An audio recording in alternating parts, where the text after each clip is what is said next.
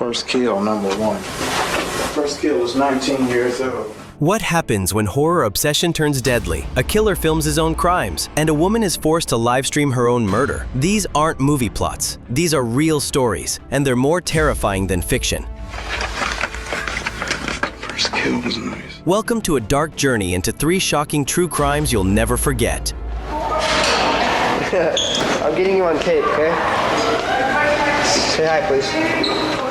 Let's start with 2 16-year-old high school students who created a chilling documentary about murdering one of their classmates. We're not going not to get caught, Ryan. If we're going for guns, we're just going to end it. We're just going to grab the guns and get out of there, kill everybody and leave. We're going to make history. We're going to make history. For all you FBI agents watching this, you weren't quick enough. You weren't quick enough and you weren't smart enough. On September 22, 2006, Brian Lee Draper and Tori Michael Adamsek, 2 friends who bonded over their love for horror films, especially the 1996 movie Scream, decided to recreate the movie in real life. They planned to go on a killing spree, with their first target being a fellow student named Daniel Danny Dixon. And we're going over to Danny Dixon's house. We're going to go snoop around over there and try to see if she's home alone or not. And if she's home alone, splat! She did. Don't fear. People will die. But things didn't go as planned. Danny wasn't home alone that day, so they abandoned the idea and began looking for a new victim. Someone more vulnerable, someone easier to reach. Dixon's house. It's clear out there in the pasture. We've already snooped around her house a couple times. She's not home, so we're gonna go to the church over there and we're gonna call a girl and a guy named Cassie and Matt. They're our friends, but we have to make sacrifices. So I feel tonight it is the night, and I feel really weird, inside my stomach and stuff, and I feel like I want to kill somebody. She's our friend, but you know what? We all have to make sacrifices. Our first victim is going to be Cassie Stoddard and her friends. Turn your brights off, asshole. Well, yeah, we'll find out if she has friends over. She's gonna be alone in a big, dark house out in the middle of nowhere. How perfect can you get? I mean, like, holy shit, dude. I'm horny just thinking about it. Hell yeah. So we're gonna fucking kill her and her friends, and we're gonna keep moving on. I heard some news about Kirsten. She's gonna be home alone from 6 to 7. So we might kill her, then drive over to Cassie's thing, and scare the shit out of them, then kill them one by fucking one. Hell yeah.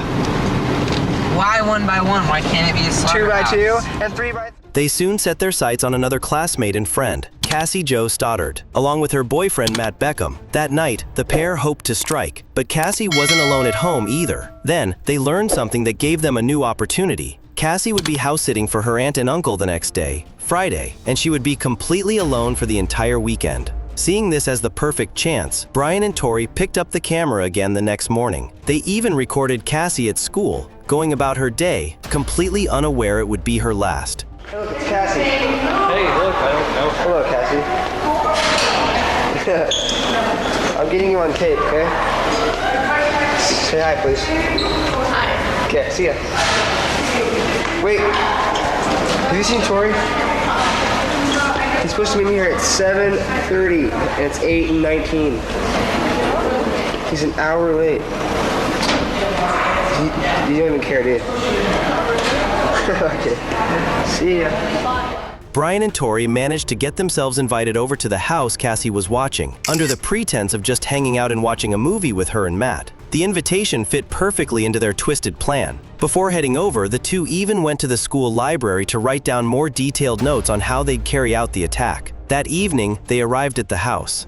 It's supposed to happen tonight, so hopefully I can move her along. My dad was for accident tonight. She's watching us.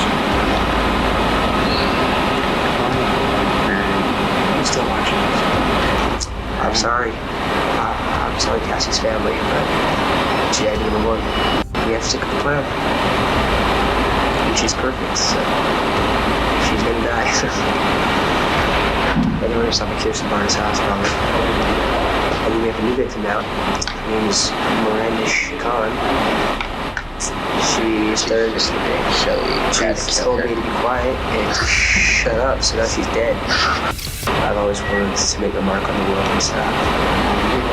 And this is a good way to do it. Cassie and Matt welcomed them, and during a quick tour of the home, Brian and Tori secretly unlocked the basement door so they could return later without being noticed. Just before the movie began, the two suddenly claimed they wanted to watch a different film at the theater. They left the house, but they weren't done yet. Later that night, Brian and Tori returned. They parked a block away, put on dark clothing and masks, and quietly slipped through the unlocked basement door. Here in his car. The time is 9:50, September 22nd, 2006. Unfortunately, we have the grueling task of killing our two friends, and they are right in that house just down the street. We just talked to them. We were there for an hour. But We checked out the whole house. We know there's lots of doors. There's lots of places to hide. I unlocked the back doors, so it's all locked. Now we just gotta wait, and yeah, we're really nervous right now, but you know, we're ready. we're listening to the greatest rock band We've waited for this for a long time. Pink Floyd, before we commit the ultimate crime of murder. We waited for this for a long time. A long time. We'll stay tuned. They tried to lure Cassie and Matt downstairs by making loud noises. When that failed, they cut the power to the house, hoping fear would drive them down. Still, no one came. So they turned the power back on and waited. Cassie started to feel scared and begged Matt to stay overnight. But when Matt's mom came around 10:30 p.m. to pick him up, she wouldn't allow it. She even invited Cassie to come home with them, but Cassie chose to stay behind, wanting to keep her promise to care for the house and the pets. Once Matt and his mother left, Brian and Tori moved in. Armed with 4 hunting knives they had purchased earlier, they crept upstairs and stabbed Cassie more than 30 times. We just killed Cassie. We just left her house. This is not a fucking joke. I'm shaking. I stabbed her in the throat, and I saw her lifeless body just disappear. Dude, I just killed Cassie. Oh, fuck. That felt like it wasn't even real. I mean, it went by so fast. Shut the fuck up. We gotta get our act straight. It's okay. Okay, let's buy movie tickets now.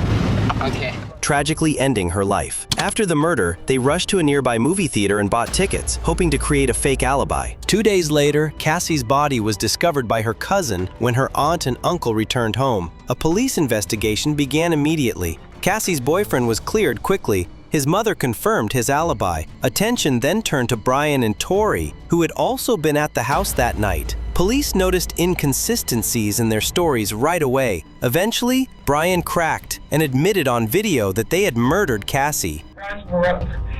Just moving for. I thought it was like this. I thought it was joking, you know, like yeah, it's a joke. They're trying to, you know, he's trying to splash her and it didn't look fake at all. And he said, we have to kill her. I can't believe I did this. And he said, we have to kill her. And so he stabbed me out of the way, and then he just kept. I heard it go in. I heard the chest, like pound on the chest. It was supposed to happen. It was supposed to be a joke.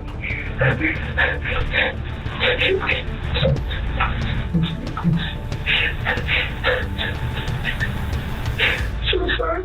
He even claimed he slit her throat. By playing the two friends against each other, detectives were able to get full confessions. They recovered the murder weapons and even restored the damaged footage they had filmed. Brian Draper and Tori Adamschick were charged with first-degree murder. Both were found guilty and sentenced to life in prison without the possibility of parole. A dangerous man forced his ex-girlfriend to go live on Facebook just so she could publicly apologize to his current girlfriend.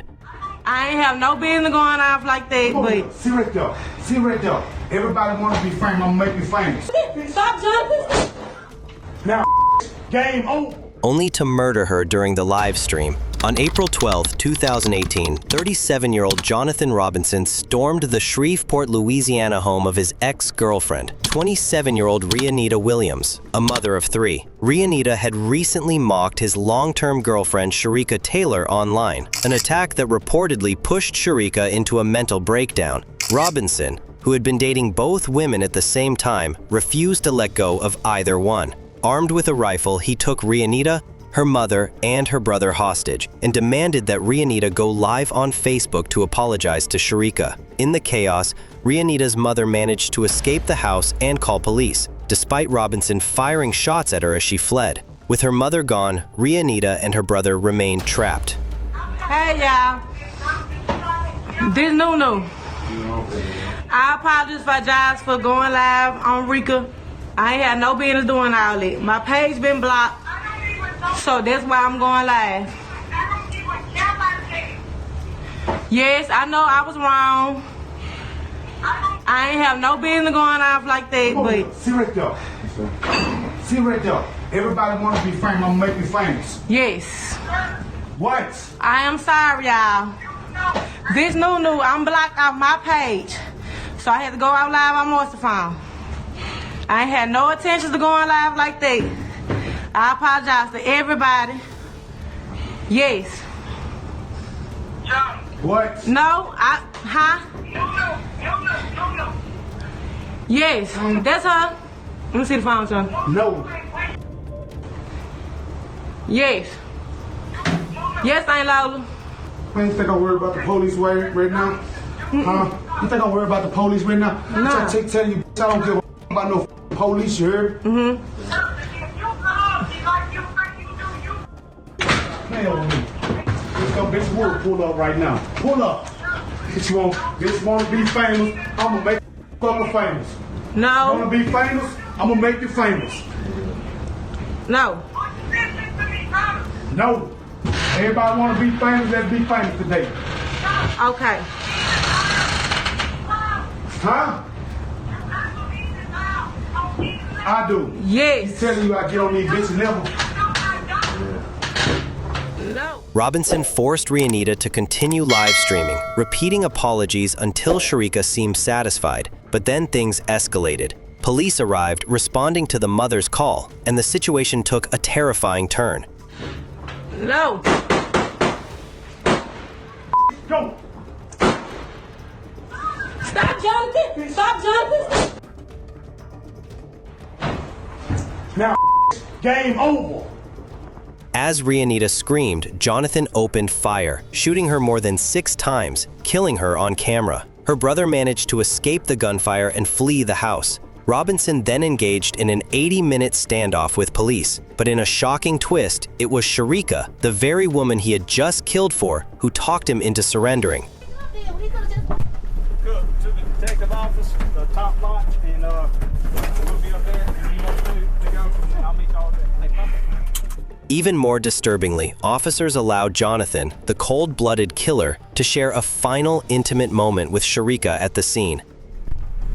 That's y'all's words, right, Jonathan?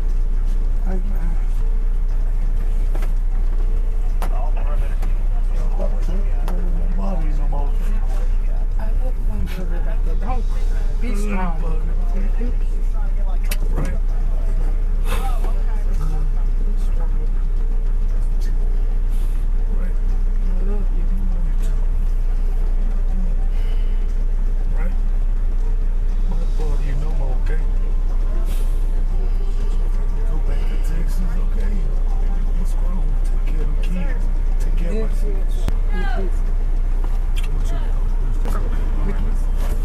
I'll be to see you today, okay? Jonathan was arrested and charged with second-degree murder, illegal firearm possession, and property damage. He eventually took a plea deal, life in prison without parole, to avoid the death penalty. Next, we have a psychopathic serial killer who vlogged his horrifying crimes, abducting and murdering over a dozen women. You sorry about what? Everything. Jumping in the car with a motherfucker you don't know?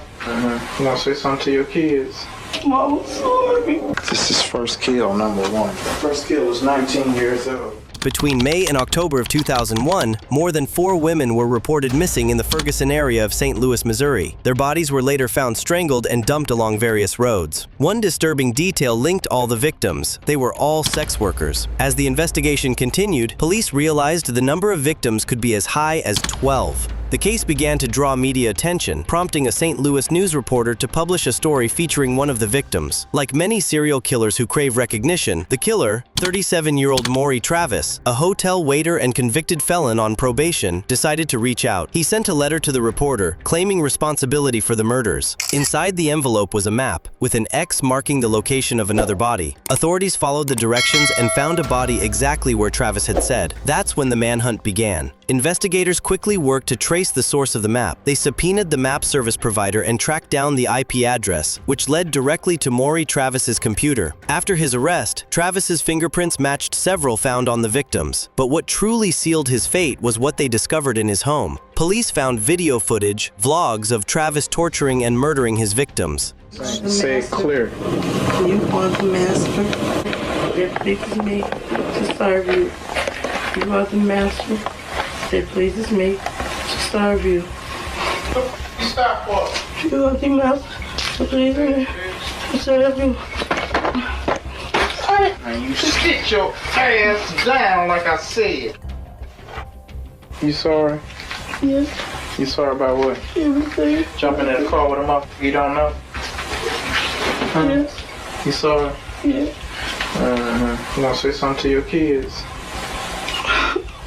Mama, sorry. Who raising your kids? Me and my mom and dad. You ain't raising shit. You on here in your back smoking crack. Because you ain't going home long. I'm going to keep you about a week. This is first kill number 1. First kill was 19 years old. Laying out.